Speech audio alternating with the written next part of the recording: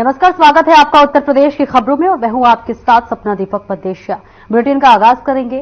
सावन का चौथा सोमवार आज है और सोमवार सुबह से ही आपको बता दें जलाभिषेक के लिए मंदिरों में श्रद्धालुओं की कतारें लगनी शुरू हो गई है और इस बीच वाराणसी के काशी विश्वनाथ मंदिर का विशेष श्रृंगार किया गया है। आपको बता दें सावन के चौथे सोमवार पर भोले बाबा को रुद्राक्ष की मालाओं से और काशी विश्वनाथ मंदिर परिसर को फूलों से सजाया गया है।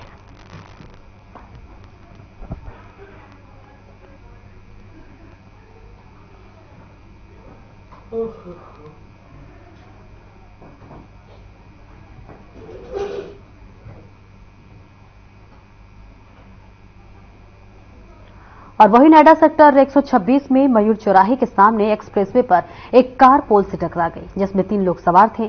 पुलिस की तरफ से तीनों को अस्पताल भिजवाया गया। वहां डॉक्टरों ने तीनों को मृत घोषित कर दिया। मृतकों में 2 की पहचान ईशान और आर्यन निवासी नोएडा एक्सटेंशन के रूप में हुई है।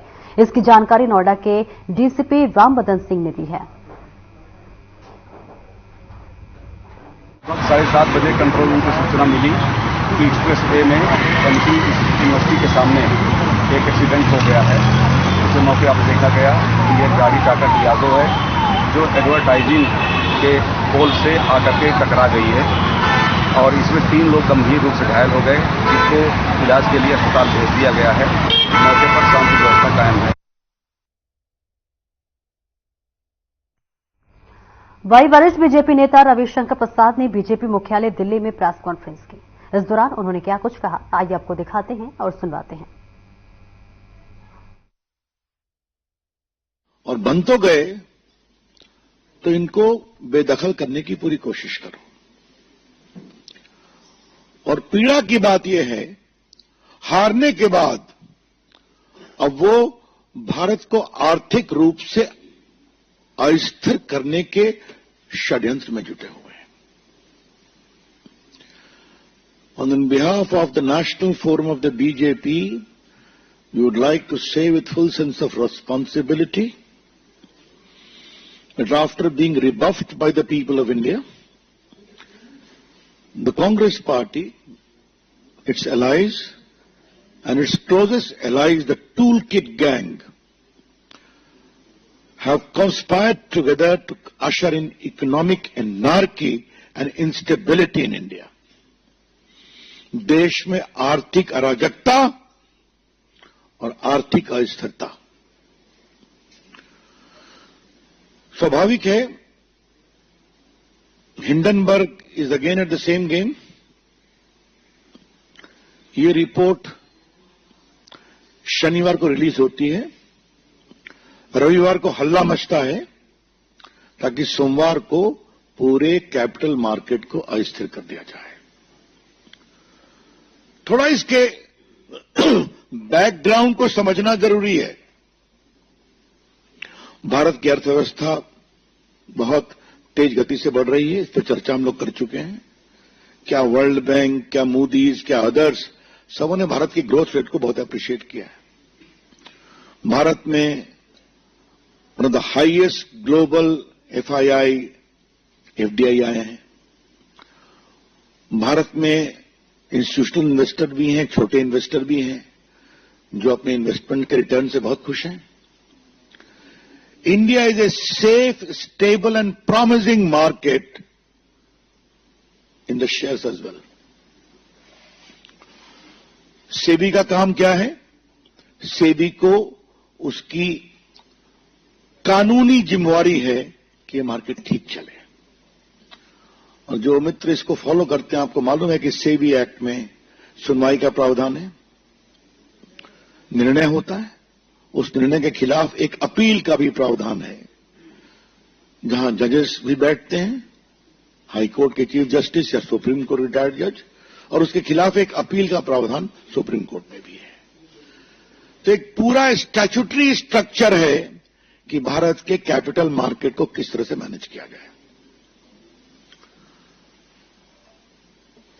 अब मैं एनआरकी के कुछ उदाहरण आपको देना चाहता हूं। मैंने जानबूझ के जिम्मेवारी से इकोनॉमिक एनआरकी के शब्दों का प्रयोग किया है।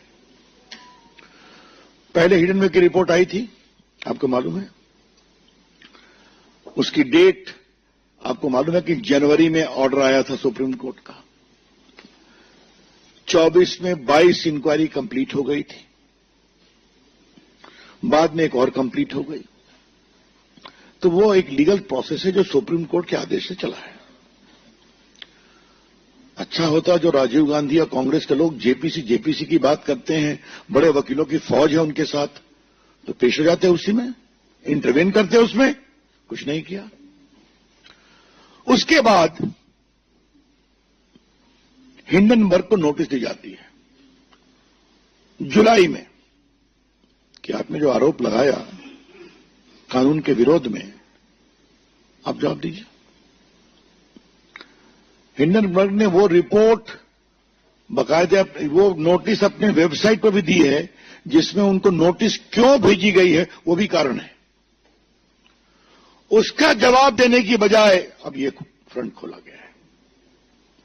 मैं फिर रिपोर्ट कर रहा हूं कि जब हिंडनबर्ग के खिलाफ बाकायदे सेबी ने एक नोटिस किया जुलाई में, अपनी पूरी इंक्वायरी कंप्लीट करने के बाद, जो सुप्रीम कोर्ट के जुरिसडिक्शन में हुई थी, उनके आदेश के कारण हुई थी, तब अपने बचाव के पक्ष में कोई जवाब दिए बिना उन्होंने अटैक किया है, बेसलेस अटैक, जिसका जवाब एक ग्रुप ने दिया है, हमें कुछ नहीं कहना है। जिसका जवाब सेबी के चेयरपर्सन ने दिया, उनके परिवार ने दिया, हमें कुछ नहीं कहना है। जिसका जवाब सेबी ने भी दिया है। लेकिन कुछ बातें आज हम उठाना चाहते हैं। हिंडनबर्ग में किसका इन्वेस्टमेंट है आपको मालूम है? जॉर्ज सोरोस का। ये महाशय कौन है जो भारत के खिलाफ नियमित प्रोपेगेंडा चलाते हैं? इंडिया डेमोक्रेसी नहीं है, इंडिया सेफ नहीं है, वगैरह वगैरह। और इस हद तक है कि मोदी के पूरे सत्ता को बदलना चाहिए, आह्वान किया था जनता से। ये वहां मेन इन्वेस्टर है। लेकिन सवाल पूछना है कांग्रेस पार्टी से, क्या चाहते हैं आप? चाहते क्या है आप? देश मोदी की से नफरत करते हुए कांग्रेस पार्टी आज हिंदुस्तान से नफरत करने लगी है। In their pathological hatred against Narendra Modi ji, led by Mr. Rahul Gandhi and his friends, toolkit gangs, Congress party today has developed a hatred against India itself. तो स्मॉल इन्वेस्टर्स परेशान होंगे कि नहीं? आज करोड़ों की संख्या में स्मॉल इन्वेस्टर्स हैं कि नहीं? छोड़ दीजिए इंस्टीट्यूशनल इन्वेस्टर्स की बात, बाकी बातें। कांग्रेस पार्टी क्या चाहती है? भारत को वही कंट्रोल राज में ले आया जाए, नेहरू जी के समय वाला, जब भारत को दाने दाने के लिए परेशान होना पड़ा था कि उनकी सरकार नरसिम्हा राव के प्राइम मिनिस्टरशिप में भारत को ओपन करना पड़ा था, एफडीआई में, एफआईआई में। क्या वहीं जाना चाहते हैं क्या? टूल किट वालों को तो कोई मतलब नहीं हिंदुस्तान के विकास से। उनके लिए उनको तो हम जवाब देते हैं और देते रहेंगे, वो कभी सफल नहीं होंगे। लेकिन कांग्रेस पार्टी को क्या हो गया है? जिसने 55 साल तक देश में राज किया है, क्या मतलब है इसका? मतलब कहीं से कोई चिट मिल जाए। कांग्रेस पार्टी की पॉलिटिक्स में एक टूलकिट पॉलिटिक्स है, दूसरा है चिट पॉलिटिक्स। परीक्षा में तो चिट मिलती है, कार्रवाई भी हो रही है, लेकिन कांग्रेस पार्टी उनके नेताओं को जो चिट मिलती है उसका क्या किया जाए? कभी राफेल की चिट मिल गई तो लगे हिंदुस्तान में घूमने, वो सुप्रीम कोर्ट से हारे, माफी मांगना पड़ा, कंटेम्प्ट हुआ उनके खिलाफ। फिर दूसरी चिट मिल गई, हिंडनबर्ग की पहली रिपोर्ट, वो चिट मिल गई, उसमें सुप्रीम कोर्ट ने, मैंने बताया कि 24 में 23 इंक्वायरी कंप्लीट हो गई। अब हिंडनबर्ग को जुलाई में नोटिस की गई है, तो फिर ये काउंटर प्रोडक्ट हुआ। अब ये चिट पड़ गई, जेपीसी लाओ, इंक्वायरी कराओ। मतलब भारत के पूरे स्टॉक मार्केट को क्रैश कराओ, छोटे इन्वेस्टर्स के पूंजी निवेश को समाप्त कराओ, भारत में कोई आर्थिक निवेश न हो विदेश का, एफआईआई और एफडीआई, वो सबको रोको, because Indian investment scenario is not a safe position. ये है इनकी सोच। मैं कांग्रेस के पुराने नेताओं से कहूंगा, जिन्होंने भारत को खोलने में काम किया था, इकोनॉमी को, कि कब तक आप खामोश रहेंगे? हा? जब चमन उजड़ जाएगा, लेकिन चमन उजड़ेगा नहीं।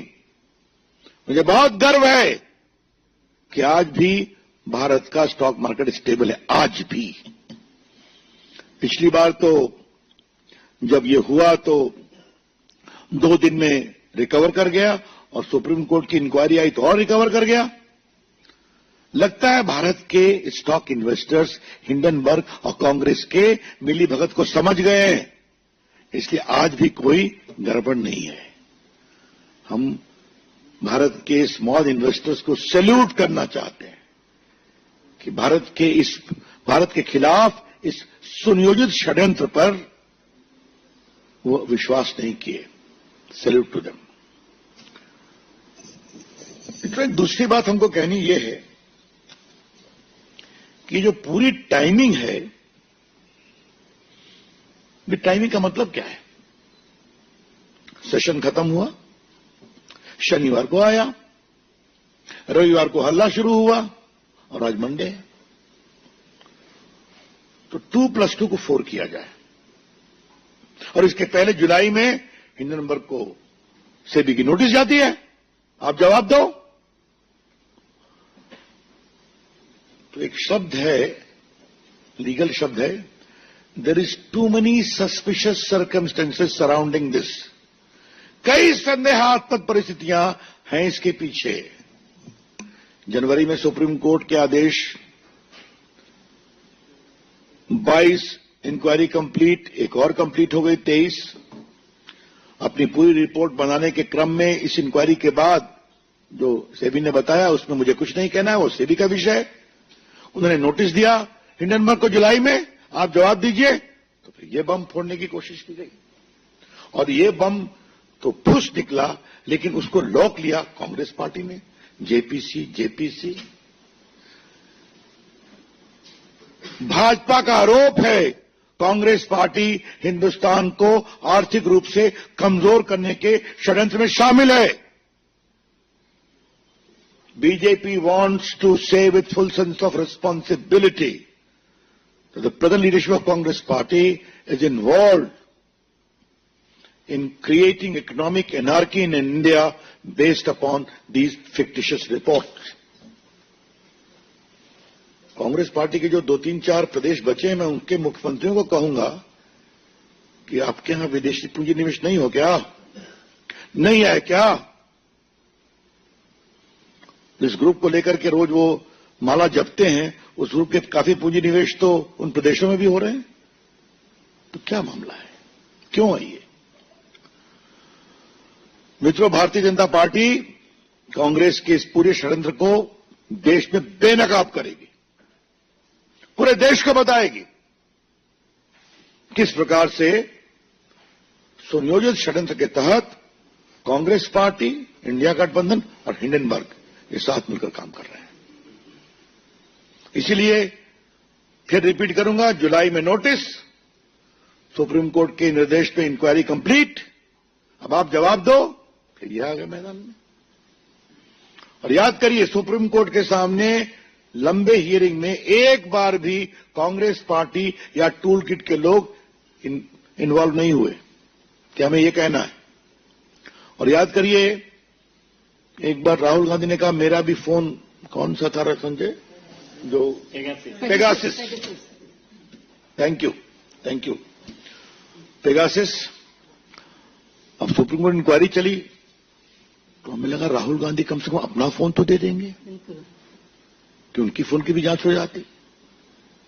नहीं दिया। अब क्यों नहीं दिया, उस फोन में क्या था, क्या निकलता, कैसे निकलता, छोड़ दीजिए। तो आप खाली आरोप लगाएंगे और भाग जाएंगे, और इंक्वायरी आएगी तो उसमें जाएंगे नहीं। ये टोटल है। तो मित्रों, हम देश को आश्वस्त करना चाहते हैं कि भारत नरेंद्र मोदी की अगुवाई में तीसरी इकोनॉमी को बनना है तो बनेगा। मनमोहन सिंह की सरकार ने फ्रेजाइल इकोनॉमी छोड़ा था, 11th या 12th पर थे, 5वीं पर ले आए। भारत में पूंजी निवेश होता था।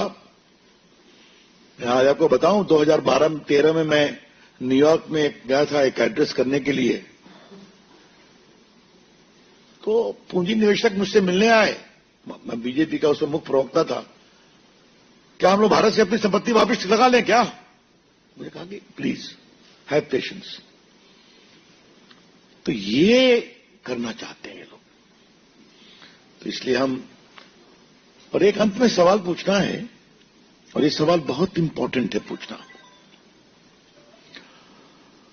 मनमोहन सिंह के 10 साल के शासन में तो खूब स्कैम हुए थे। 2G स्कैम, कोयला स्कैम, कॉमनवेल्थ स्कैम, अंतरिक्ष देवा स्कैम। उसमें पूंजी निवेशक विदेश के थे। Augusta Westland. उस समय ऐसी रिपोर्ट क्यों नहीं आती थी? मैं फिर रिपोर्ट करूंगा। उस 10 साल के शासन में इतना अधिक घोटाले, घपले, स्कैम हुए, जिसमें कई विदेशी इन्वेस्टर्स भी इन्वॉल्व थे, उनका पैसा इन्वॉल्व था। उस समय से रिपोर्ट क्यों नहीं आती थी?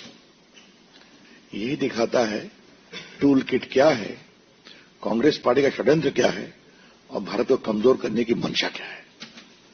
इसे हम सफल नहीं होने देंगे, ये हम कहना चाहते हैं। तो एक दूसरा विषय आपके सामने रखना है। ममता जी, आपके राज्य में, बंगाल में क्या हो रहा है? एक महिला डॉक्टर के साथ बलात्कार किया गया, दरिंदगी की हद कर दी गई।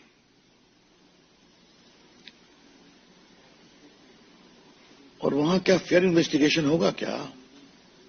और मेरे पास सब है कि जो कमेटी बने में साइकियाट्रिस्ट भी हैं।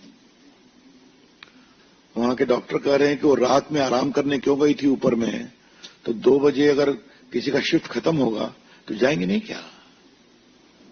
हमारा आरोप है कि कुछ टीएमसी के समर्थकों को भी डाल दिया गया है उस कमेटी में, और किसी को पकड़ करके खड़ा किया गया है, वो एनजीओ एक्टिविस्ट है। और एक खबर भी चलाई जा रही है, मैंने पढ़ा अखबार में कि उसने 4 शादियां की, 3 डाइवोर्स हो गया, एक। क्या मतलब है? इतने गंभीर, आज देश भर के डॉक्टर आज धरने पर हैं, और वहां तो सारी महिला डॉक्टर, बाकी लोग सड़कों पर हैं। ममता जी, आपकी सरकार में तो विपक्ष को जो होता है हम जानते ही हैं, चुनाव में तो होता है जानते ही हैं। मैं कई बार आपसे बात कर चुका हूं। क्या वहां की डॉक्टर बेटियों के साथ बदसलूकी पर भी ये कहा जाएगा? हा? जो बंगाल में हो रहा है वो सरकारी आतंक का खौफनाक सच है।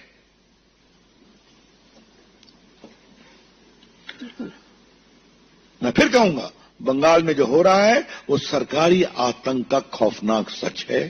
जो एक डॉक्टर के साथ बदसलूकी से जो बलात्कार हत्या हुआ, आप उसकी ठीक से पोस्टमार्टम नहीं कराते हैं, आप इनक्वेस्ट रिपोर्ट ठीक से नहीं बनाते हैं। डॉक्टर अजीब प्रकार की बातें कर रहे हैं, कुछ लोग सुसाइड की बात कर रहे हैं। क्या मतलब है इसका? कम से कम मरे हुए को भी न्याय नहीं देने की कोशिश करोगे? बिल्कुल। हम डिमांड करते हैं सीबीआई इंक्वायरी, जो वहां की भाजपा ने कहा है। और ममता जी, आप बार बार सीबीआई से भागती हैं, कम से कम एक मरी हुई डॉक्टर की नृशंस हत्या करके न्याय दे दीजिए। आप कहिए, हमें कोई आपत्ति नहीं है। We condemn this kind of heinous attempt for cover up. दुर्भाग्यपूर्ण है। That's all from my side मित्रों। Open to questions. If I may add, Ravi ji, with your kind permission, and Sanjay ji, all of the BJP, India, Indians, and our financial markets have rejected the toolkit gear of Tukde gang, which includes the Congress Party, Uncle Soros, Uncle Sam. When I say Uncle Sam, I don't mean America, but you know which uncle I'm talking about. And totally rejects and condemns all the measures that have been taken by this cabal to stop and prevent the economic progress of our country. You see how the stock market has reacted. You see how strong our financial markets are. And we will not let anybody come in the way of our goal to have a Viksit Bharat. Let's take questions now. Any question? Guide करिए आप। उनके साहब एक एक करके देवेंद्र परा sir. जो clarification आया है चाहे सीडीसी की तरफ से या फिर अडानी की तरफ से, क्या आप उनको संतुष्ट हैं? क्योंकि बड़ा जेनरिक सा है वो, और ये तो दिख रहा है कि हितों के टकराव का मामला है, इन्वेस्टमेंट है, खुद मान रही थी, मुझे लग रहा है कि इसमें हितों के टकराव का मामला है। देखिए, उनका स्टेटमेंट आपने भी पढ़ा है, बहुत अनुभवी पत्रकार हैं देश के, मैंने भी पढ़ा है। उन्होंने विस्तार से दिया है कि जिस समय वो प्राइवेट सिटीजन थी उन्होंने किया था, अच्छे इन्वेस्टर्स वो रहे हैं, इस फील्ड में रहे हैं, और मेरे यहां इंस्टीट्यूशनल मैकेनिज्म पूरा है रिक्यूज करने का। हमने रिक्यूज किया है और डिस्क्लोज किया है, तो हमने सारी बातें लिखी हुई हैं, तो फिर उसको अविश्वास क्यों करना है? और अडानी ने भी कहा है, पहले भी ये करते थे, बाद में भी करते हैं, तो एक प्रकार से उनका सिंगल पॉइंट एजेंडा चल रहा है अडानी के खिलाफ। जवाब उन्हें दिया है, हम तो लार्जर पॉलिटिकल इश्यू के लिए यहां पर हैं। यतीन्द्र शर्मा टीवी। कांग्रेस ने आरोप लगाया कि आरोप विजन वर्ग ने सेबी पर लगाए हैं, बीजेपी के जवाब के लिए आरोप अडानी पर है, बीजेपी भी जवाब देने उनके लिए मोहब्बत छुप के हो रही है। जिना हम मोहब्बत छुप के नहीं खुलकर करते हैं। हमें मोहब्बत देश के स्मॉल इन्वेस्टर से है, हमें मोहब्बत देश के आर्थिक विकास से है, हमें मोहब्बत भारत की आर्थिक स्टेबिलिटी से है, जिसको तोड़ने में वो लगे हुए हैं। आनंद पांडे टीवी 9।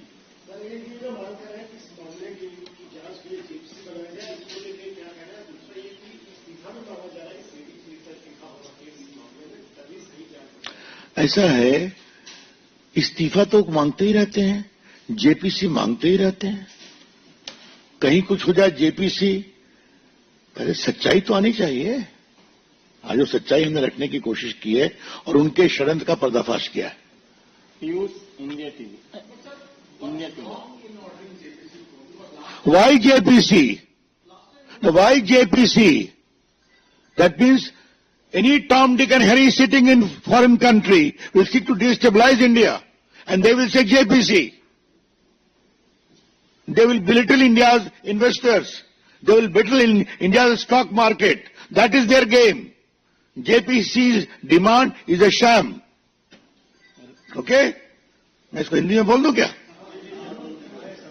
जेपीसी की मांग एक शैम है।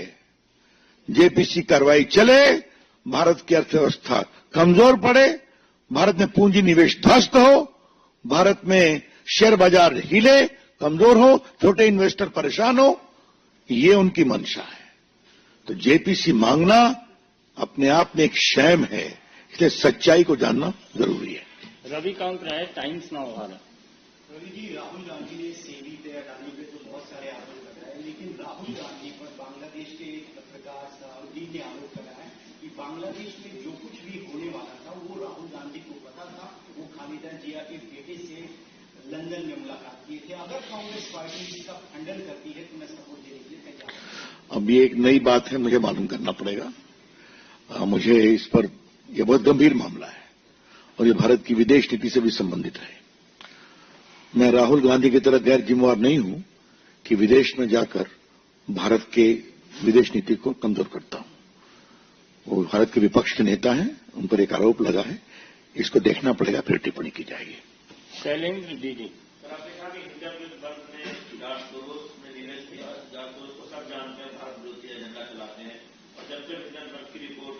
पार्टी ने उसको लपटा और सरकार को निशाना साधा। अडानी तो हमेशा से उनके निशाने कर रहे थे। तो आप ये कह रहे हैं कि गठबंधन है, जात तो रोज और बाहर दूसरी शक्ति और कांग्रेस पार्टी, ये आपसे आरोप करना चाहते हैं? इस आरोप के मेरे पास काफी तथ्यगत सबूत है ना। जब भी राहुल गांधी बाहर जाते हैं, भारत के लोकतंत्र पर प्रहार करते हैं कि नहीं? और इस बुलेटिन में इतना ही। नमस्कार।